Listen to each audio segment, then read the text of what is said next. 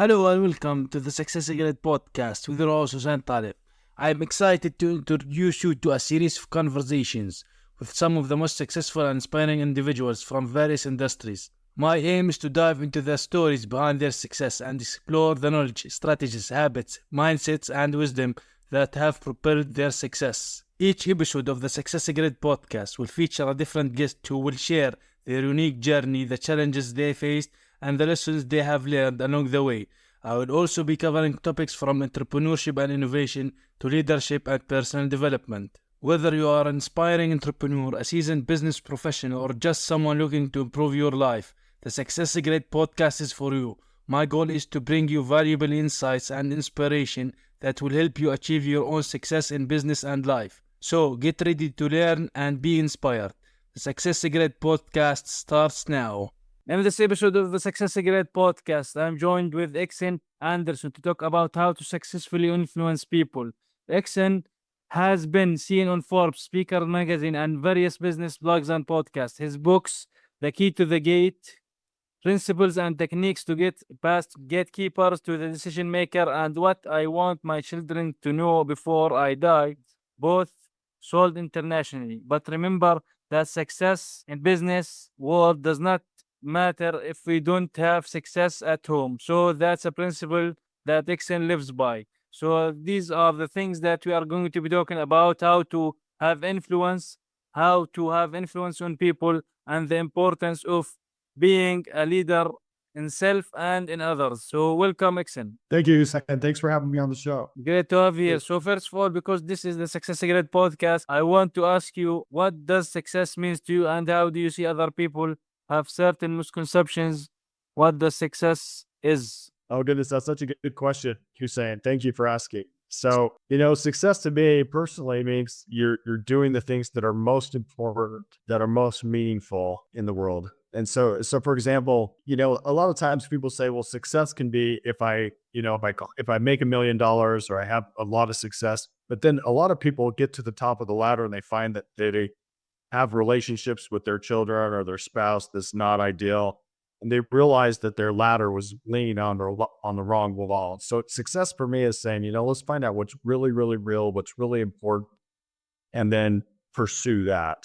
And so if you make a ton of money, but you don't have good relationships with those you love, I don't think that's success, frankly. Yeah, that's very important because it starts with ourselves and then spreads out to the bigger circle, family, friends, and community, and then goes beyond that, which is very important. So now, speaking of success, we cannot have success like by ourselves. Like we cannot call success. We are success by itself doing everything alone. We have to have some influence to other people. We have to have some people influence us, right? So it is both ways. It's a two-way street, I guess, right? So first of all, can we define what do we mean by influence? Like, because if we talk about influence, some might would say like someone with so big social media following. So what do we mean by influence? Well, the type of influence I'm talking right now is the type of influence is interpersonal influence. So let me tell you what I mean. Near where I live, there is a business, and this business is always busy. They're always busy. They have customers coming all the time. And there's one reason that this business is successful, and it's because of it's actually a car business. So it's a mechanic, but there's a reason that it's successful. It's because one man named Mike, and this guy named Mike is so awesome.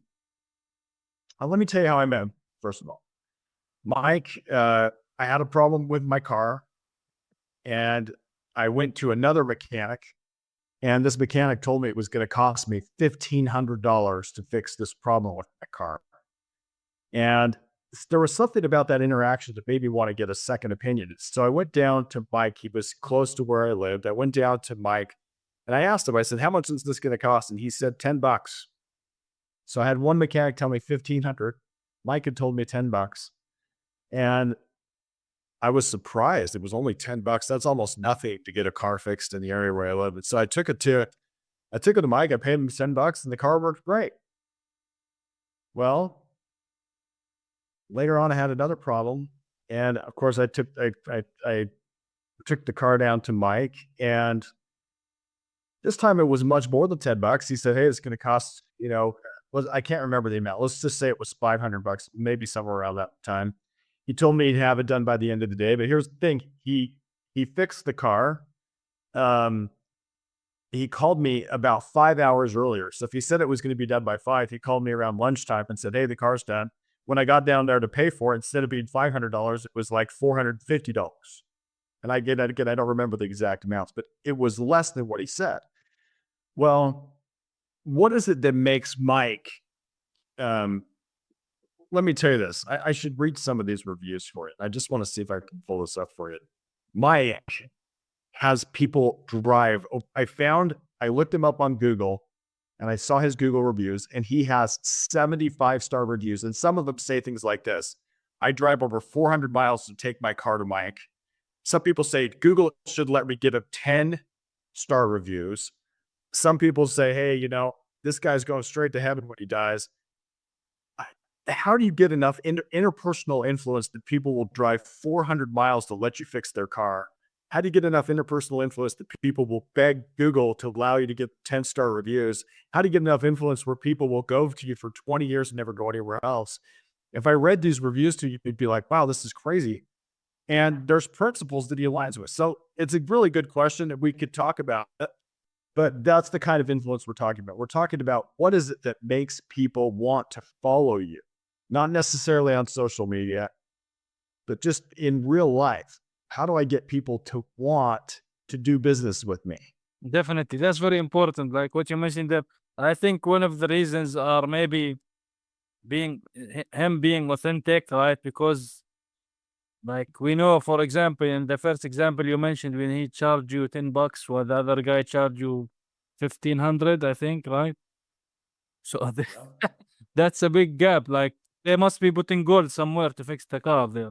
But the authenticity of the person maybe shows also like credibility, honesty, these kind of things that are combined together that maybe form the influence for them, that they are trustworthy people, that they are not going to like go left and right to serve you. They are to the point and they tell you exactly what it is need to be done. And because generally people want to go from A to Z, not go through the process. They want the end result. They want the resolution, right? That's right. And I love what you said right there. Who's saying what happened is the reason people go to Mike is because they trust him. They trust him. Like I looked up his reviews. I'm actually pulled them up. Right. I'm going to read a couple to you. So this man is going straight to heaven when he dies. The most honest mechanic I've ever met, would never go anywhere else. Here's the next review. Mike is absolutely excellent to work with. I drove over 400 miles to have him take care of my repair. Great man. Here's the next one. Google should allow me to give this review 10 stars. I've been coming to this shop for over 6 years now. Mike is the absolute best. It's becoming increasingly difficult and rare to find a mechanic you can completely trust, who has a passion for helping people, likes that and more. Here's the next one. I've been going to the shop Mike works out for 20 years. We have 4 cars. He remembers all of them, all their histories. They're honest, fair, timely, easily communicated with. I'm grateful to have a mechanic I can trust completely now. Here's the interesting thing. When you look through all of these reviews, there's a common theme. Most of the reviews have to do with honesty, trust, or fairness. In other words, they're like, I can trust him. I mean, he's not going to try to charge me $1,500 when he can do it for 10. Now, sometimes I paid him thousands of dollars, but I know he's giving me a fair deal because I can trust him. And I think that's one of the things that people like. It's this ability to trust, and you can't do it unless you're being honest. People think that, oh, you can kind of cheat and not be honest. The truth is, if you're not honest, people will get it and they don't trust you. But Mike is completely honest. Here's what I found. Of the 75-star reviews, 46 of them mentioned either some derivative of the word honest, trust, or fair. It was the most common theme in all the topics. And if you think about this, Hussein, nobody's got to write a review, much less a positive review. And Mike doesn't even ask for reviews on people. He doesn't ask people to go for reviews. They do it on their own. But when people write reviews about Mike, the thing that seems to inspire people more than anything else is trust honesty, and fairness. And, you know, there was even some research out of Cornell University that found that when managers perceive that their boss has integrity, which is, you know, he's being fair, walking their talk, that the profitability of the business went up by 13%. Just having honesty actually makes you more money. Definitely, because we have to align with our authenticity, purpose, and serving the community around us. Because if you are not honest with the community around you, who is going to come to your shop in general? Yes, maybe there is someone who's 300 miles away or whatever, but these people are rare. Not like most people are not going not going to make that trip. But generally, you want to serve for example, in this type of scenario or this example, you want to know and serve the community around you. So how important do you think is a business owner should have certain concrete principles that they follow? So important. It's the most important thing.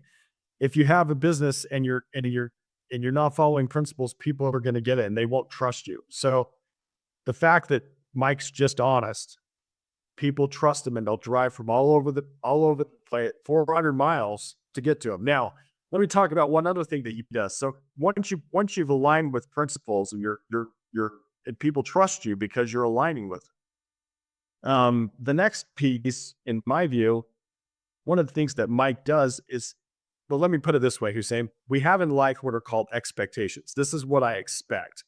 But a lot of times life and reality comes in lower. So I expect this, but I'm only getting this. Well, what's the distance between a high expectation and reality that's coming in lower? I call this frustration. Okay. If there's a word for it, it's called frustration. Now, if you want to influence people, you don't want them to be frustrated with you. And so you've got to keep these lines together. You've got to keep your expectations and what actually happens to you at the same level, at least. But one of the things Mike does is he actually flips the lines. Look at this. He makes it so that people's reality is better than they expect. And then this distance is no longer frustration. This distance is now called delight. And this is how he does it. He'll say, hey, I'll have your car done by tomorrow at noon. But then he calls you up at tomorrow at 8 a.m. or the same day at 5 p.m. He goes, hey, I've already got it done. So he makes your expectation here, but then he makes his reality better. He'll say to you, you know, hey, it's going to be $500. But when you show up, he says, you know what? I found a way to get it lower.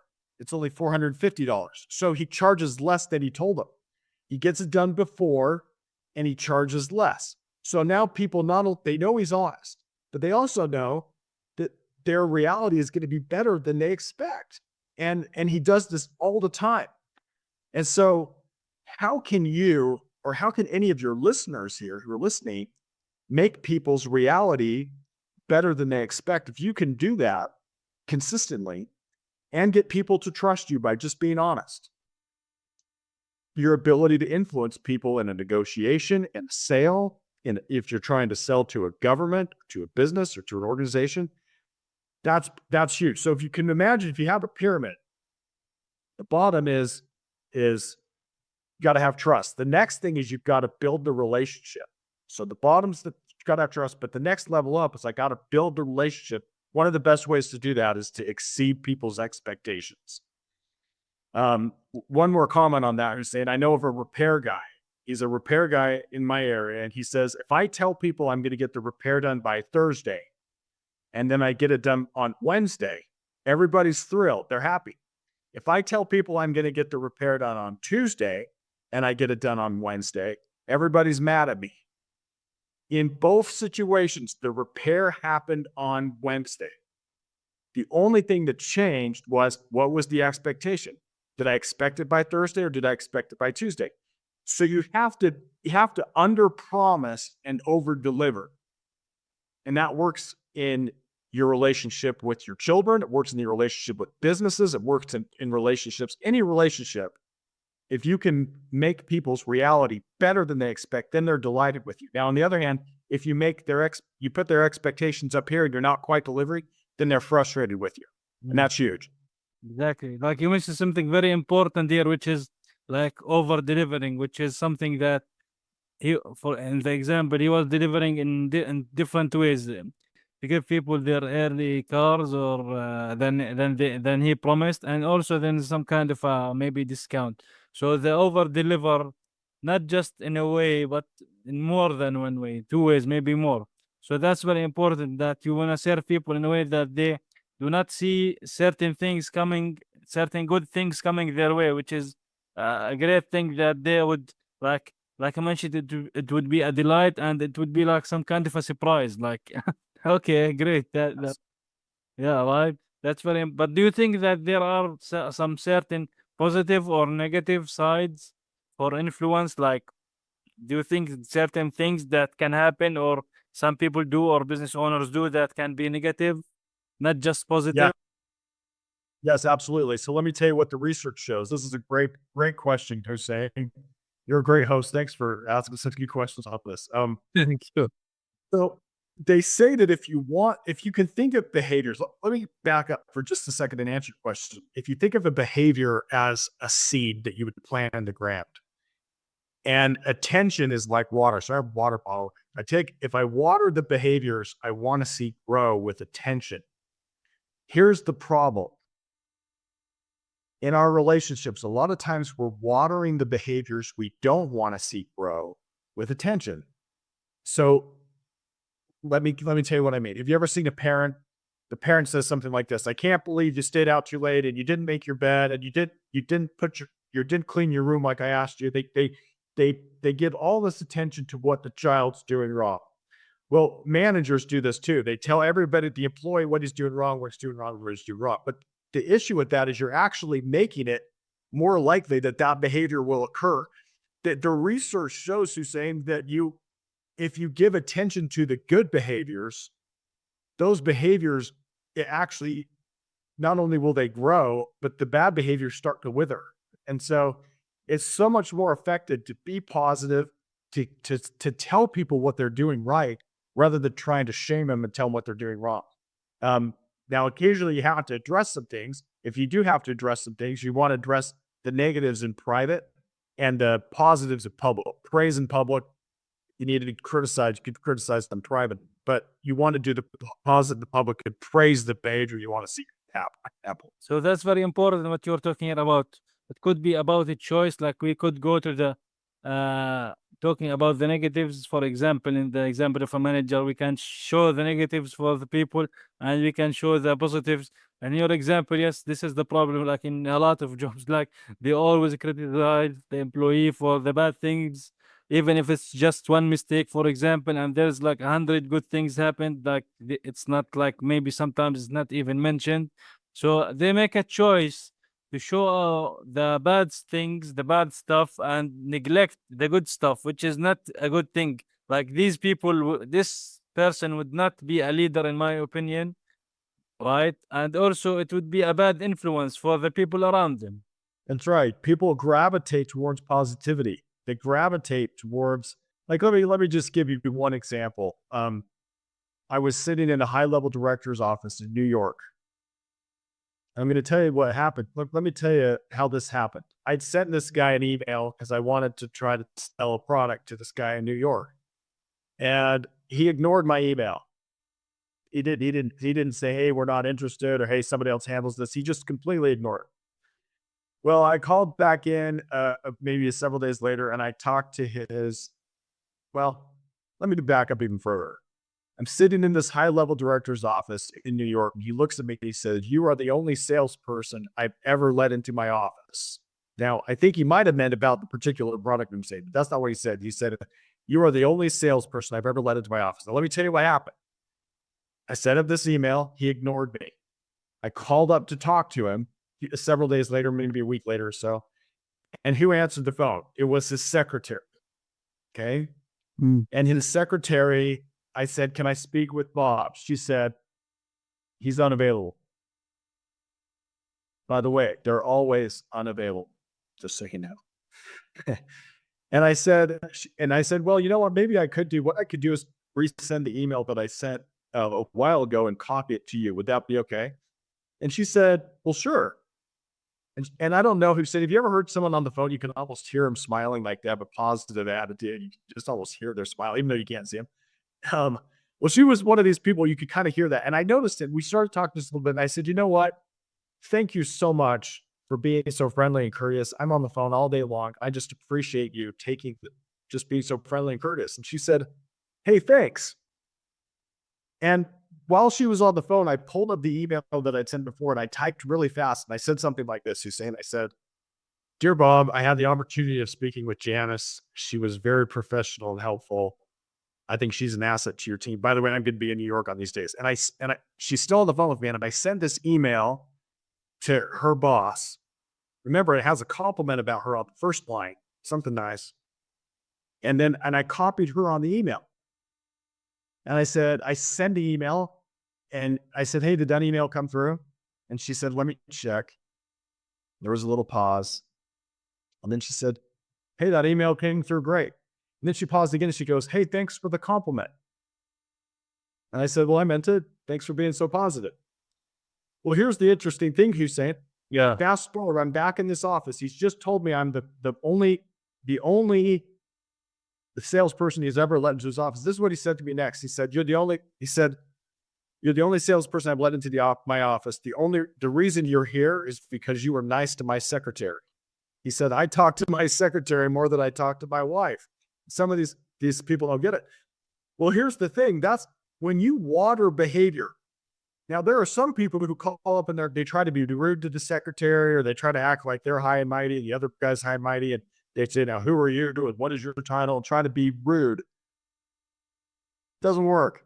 You gotta catch people doing something right. And when you do that with your people you work with, it got me this appointment with a high-level director in New York.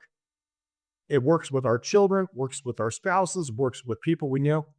If you want to be influential, catch people doing something right. And then, like you said, surprise them in some way. Make their expectations, their reality better than they expect. And if you do that and you're trustworthy, when you speak, your words will have more power because they'll want to follow you. Yeah, definitely. That's amazing example. Like generally, when some people talk to secretaries, they are just like, "Come on, give me the one that I want to talk to, and just go get out of the way," something like that. So, so throughout that, what is the worst advice that you have received in regards to influence? Well, I'll tell you this. I heard a sales trainer tell me, or not tell, I heard of sales trainers, let's just put it this way, that say if you can't get past the secretary, you should act a little indignant, who are you and what is your title? And act like you're high and mighty and the CEO's high and mighty and that the secretary is just a little bump on the road. Totally disagree with that.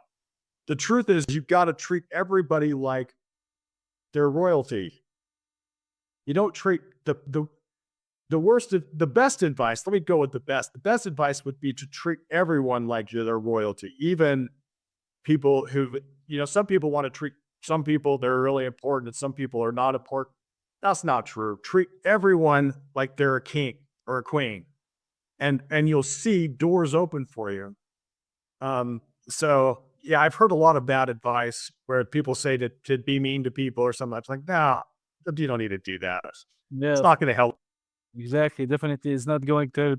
And it's great that we should always treat people in general, whomever they are, the same, because they are eventually, it's just what they have as work, as positions, as presidents, or whatever they are. These things are just positions, not who they are, which is eventually a human being. So what happens to me, what runs through your body will runs through anyone's body the same. One day we will not be here, so we have the same story at the end. It's not like anything different, so it's the same. So that's amazing. So do you have some certain tools, resources, or books that you would recommend? Oh, certain books. Oh, goodness. One of the best books out there is, if we're talking about this, I have two recommendations. The 7 Habits of Highly Effective People by Stephen Covey is a great one, very famous. But to learn the principles of influence, and this could be used for business, there's a parenting book called The Power of Positive Parenting by Glenn Latham. But I'll tell you, it's a parenting book, but it's a great business book. If you could take the same principles that they teach in that Power of Positive Parenting and apply it to your business, you'll do great. It's probably a better business book than it's as good a business book as just a parenting book, but it's a great book.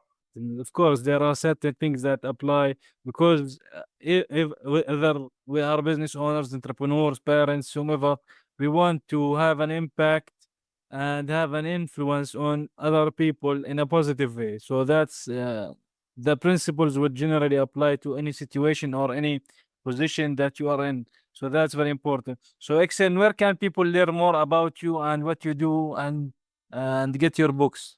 Oh, well, they could go to, there's a few different sites. You could go to EksAyn.com, which is just my first name, EKSAYN.com. You could also go to xfactoredge.com, which is more of the sales. If you're wanting to influence and be a good influencer, negotiator in sales. Then if they're speaking, I have another website, which is eksinfluence.com. Any one of those, they could find me there. And Hussein, you've been a great host. You asked great questions.